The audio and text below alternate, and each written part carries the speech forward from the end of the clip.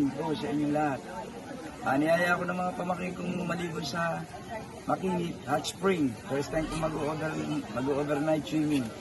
Ito po, ang ganda. Mainit daw ang tubig dito. Diyan po. Opo. Hindi po.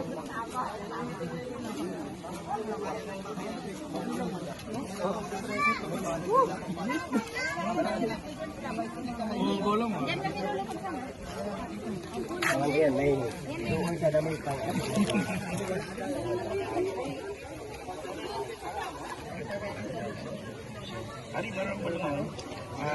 Ang hawak mo. Babalik ang labi.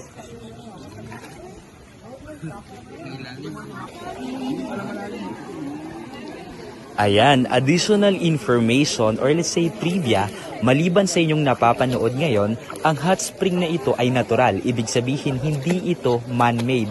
Sa katunayan, sinasabing ito ang nag-iisang kilalang saltwater hot spring in the Philippines. So it is said to be the only known salt water in the Philippines. At napaka-rare na ma-experience mo na makaloblob sa ganitong salt water hot spring. So kapag sinabi naming mainit, hindi kami nagbibiro dahil mainit naman talaga. Kasi nga ang water temperature nito is around 38 to 40 degrees Celsius, or kung i-convert natin siya into Fahrenheit, ito ay nasa 102 to 104 degree Fahrenheit. So napakainit talaga, pero kaya naman at talaga namang satisfying. So dahil sa init ng tubig, kapag ganitong mga summer, personally hindi ko ma-recommend na pumunta kayo ng tanghali or early in the afternoon, like mga alas 2, alas 3, kasi nga para sa akin hindi nagko-complement kasi mainit yung panahon tapos mainit yung tubig, so baka hindi natin kayanin.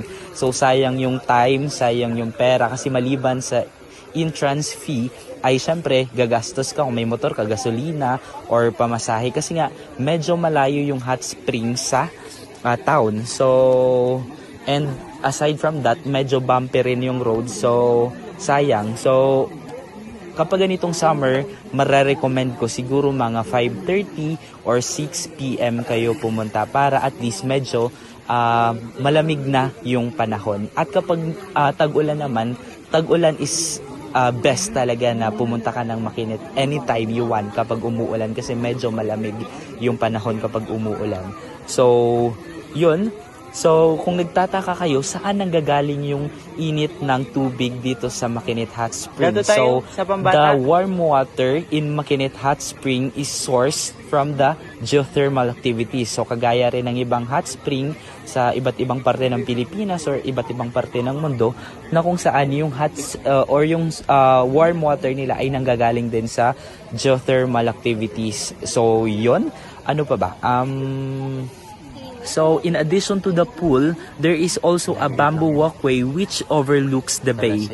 So, ayun, maganda rin maganda rin siyang spot para magpicture, at maganda rin siyang spot para manood ng sunset, manood ng kapag bilog yung buwan, napakaganda doon kasi nga yung front view niya ay talagang dagat.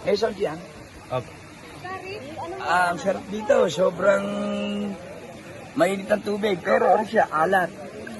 Hindi na tumagal yung kapag ikaw ay nature inclined na tao, ay talaga namang you will feel in nature kapag nasa Makinit ka, kasi nga yung paligid niya ay mangroves. So makikita mo yung iba't ibang species ng mangroves doon. Mayroong Rhizopora mucronata, Rhizopora picolata, Rhizopora stylosa, yung bakaw babae, at bakaw lalaki. Sarap dito.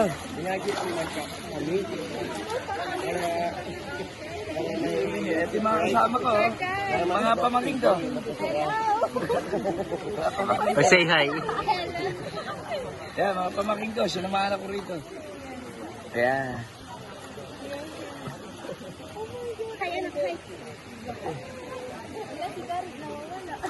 Okay na. Nakapaligo ko sa Hot Spring. So, kapag nandito kayo sa Coron, it is a must talaga. It is a must do talaga na you visit Makinit and you try to experience the only known saltwater hot spring in the Philippines. Kasi, 'di ba? Nandito ka na rin naman sa Coron, why not try the Makinit Hot Spring? So, ayun, ano pa yung hinihintay, no? Hinihintay nyo. So, mag-Coron na kayo. Lalong-lalo na kapag kailangan yung mag-move on.